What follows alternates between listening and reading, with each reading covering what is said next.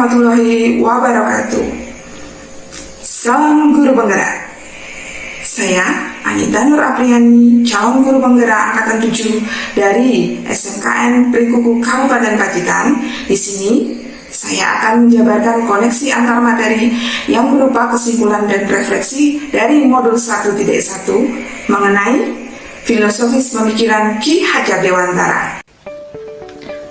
Dari modul 1.1 ini dapat saya pelajari mengenai yang pertama, tujuan pendidikan adalah menuntun, bukan menuntut.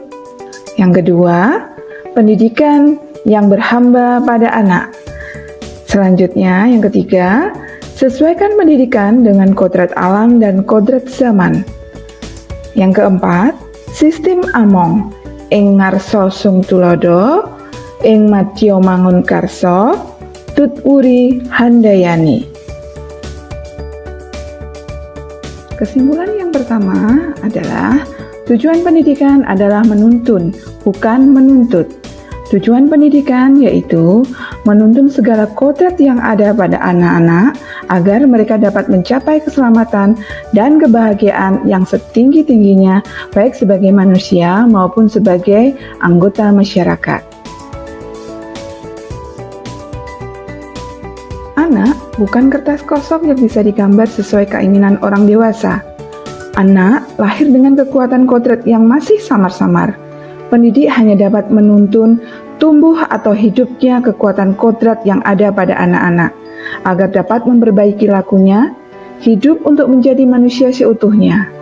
Salah satu cara untuk menebalkannya yaitu dengan memberikan teladan dan motivasi kepada anak, menebalkan laku anak dengan kekuatan konteks diri anak dan sosiokultural atau budaya. Poin kedua adalah pendidikan yang berhamba pada anak. Pendidikan yang memanusiakan dan memerdekakan adalah pendidikan yang berpihak dan berhamba pada anak didik dengan tujuan untuk memaksimalkan potensi minat dan bakat yang dimiliki setiap anak. Memberikan layanan terbaik kepada seluruh siswa kita dengan mempertimbangkan segala hal yang mendukung dan memotivasi anak untuk membangun keterampilan, pengetahuan, dan juga yang paling utama adalah budi pekerti. Pendidikan harus berpihak pada anak dan berprinsip merdeka belajar. Anak merdeka berkarya, berinovasi, berekspresi, dan berkolaborasi dalam pembelajaran. Poin ketiga, sesuaikan pendidikan dengan kodrat alam dan kodrat zaman. Setiap murid dilahirkan dengan kodrat alam yang berbeda-beda. Ada yang tinggal di kota, desa, pantai, gunung, dan lain-lain. Kita sebagai guru haruslah memahami kodrat alam masing-masing murid dan bagaimana memberikan pengalaman-pengalaman belajar sesuai di mana murid tinggal. Perubahan zaman merupakan keniscayaan yang tidak bisa kita cegah. Zaman berubah, cara mendidik dan mengajar pun menyesuaikan demi murid-murid kita. Jangan sekali-kali menyamakan pendidikan anak di zaman tahun 90-an dengan pendidikan anak di zaman tahun 2000-an.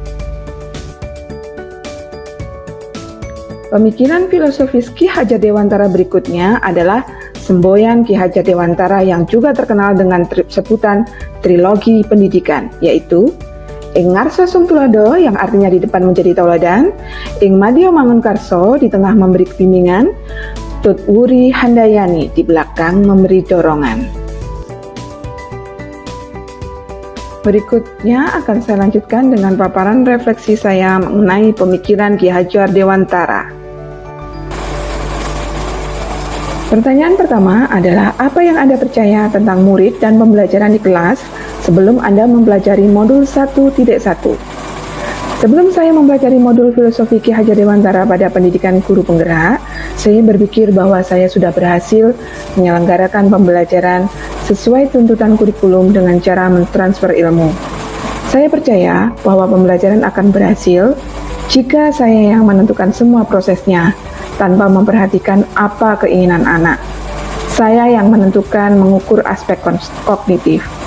Anak saya anggap sebagai kertas kosong. saya berkuasa sepenuhnya untuk membentuknya. Padahal anak dilahirkan membawa bakat dan potensinya masing-masing. Selain itu, saya berfokus pada pembelajaran adalah kentuntasan target kurikulum dalam 1 semester. Nah, dalam pembelajaran ini anak-anak mematuhi instruksi saya tanpa saya bertanya pada awal pembelajaran. Bagaimana kegiatan belajar yang kalian inginkan? Produk apa yang kalian buat dengan mengaplikasikan materi ini? Dan saya sebelumnya tidak pernah membuat kesepakatan bersama saat mengawali proses pembelajaran. Saya yakin bahwa anak yang berhasil dalam proses pembelajaran adalah anak yang memperoleh nilai tinggi dalam ujian. Dan seringkali saya memberikan hukuman kepada siswa saat mereka tidak mengerjakan tugas-tugas yang saya berikan. Namun, ternyata setelah mempelajari konsep pemikiran Ki Hajar Dewantara tentang pendidikan, konsep pendidikan yang selama ini saya jalankan berubah. Saya menyadari kekeliruan, memandang anak itu sebagai objek seharusnya sebagai subjek, pemegang kendali pendidikan. Pendidikan dilakukan untuk satu-satunya tujuan, yaitu membuat anak menjadi selamat dan bahagia. Pembelajaran yang berpusat pada murid atau student center artinya proses pembelajaran saya harus menempatkan siswa sebagai subjek pembelajaran, yaitu menekankan pada minat dan kebutuhan serta kemampuan anak, menghadirkan model dan metode belajar yang menggali motivasi untuk membangun kecintaan anak menjadi pembelajar sejati, selalu ingin tahu terhadap informasi dan pengetahuan sehingga tercermin sebuah pembelajaran yang memerdekakan anak. Guru adalah penuntun. Trilogi pendidikan ing ngarsa sung tulodo ing madya mangunkarsa tut uri handayani, artinya saya sebagai guru dalam pembelajaran di kelas harus menjadi suri tauladan, membangkitkan motivasi semangat dan memberi dorongan serta arahan kepada siswa.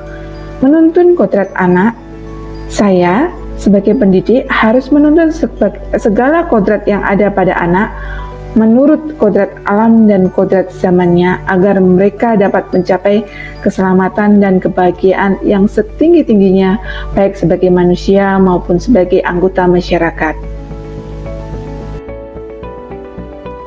Penerapan yang harus segera saya lakukan agar kegiatan pembelajaran di kelas mencerminkan pemikiran Ki Hajar Dewantara yaitu 1. Mengidentifikasi kebutuhan siswa agar saya tahu apa yang ada pada pemikiran mereka, apa kebutuhan mereka, apa keinginan mereka, bagaimana dunia mereka, agar saya lebih mudah dalam menetapkan metode pembelajaran.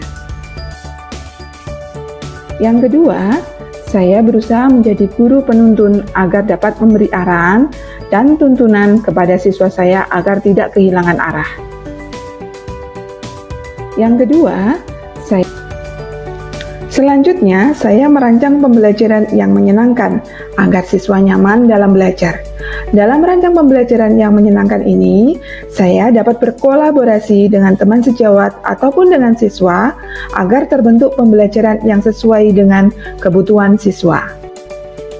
Semakin intens melakukan pembiasaan kegiatan positif dan harus selalu menjadi contoh, teladan di berbagai hal, baik itu penguasaan ilmu, keterampilan, sikap, maupun perilaku. Harapan saya untuk kedepannya adalah semoga saya sebagai guru nantinya mampu menjalankan semboyan Ki Hajar Dewantara yaitu ing ngarsa sung tulodo ing madya mangunkarsa tut uri handayani dan dapat membersamai murid mencapai cita-citanya. Semoga saya mampu menjadi guru yang adaptif terhadap perubahan, mampu memberikan materi secara inovatif dan kreatif, mampu menjadi teladan dalam tingkah laku dan tutur kata. Demikian paparan dari saya. Semoga kita bisa menjadi pendidik yang menginspirasi siswa dan menjadi pendidik yang dirindukan oleh siswa. Salam bahagia, salam guru penggerak. Wassalamualaikum warahmatullahi wabarakatuh.